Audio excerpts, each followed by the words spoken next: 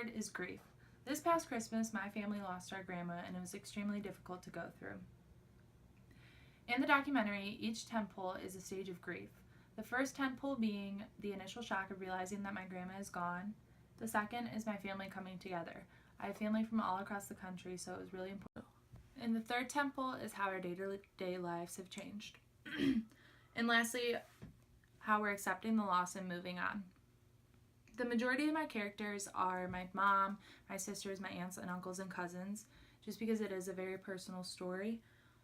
And throughout the whole documentary, I'll be using all three point of views: first person, second person, and third person. I will be interviewing a lot of them, so I will be using second person when I do that, and their answer will be in first person because it is a personal question that I will be asking. And if they're talking about my grandma, then they're going to be... The documentary is going to be kind of sad and serious because it is we are talking about death, and that's not always the most fun topic to talk about. But I do want to incorporate kind of like a funny side to it because I think when I'm showing my family interact, just like kind of like playing games or doing... My goal is that my audience kind of goes through the journey with me and somehow relates to losing a family member, a pet, or a friend, and they kind of understand the grieving process and kind of can put themselves in the shoes of my family and myself.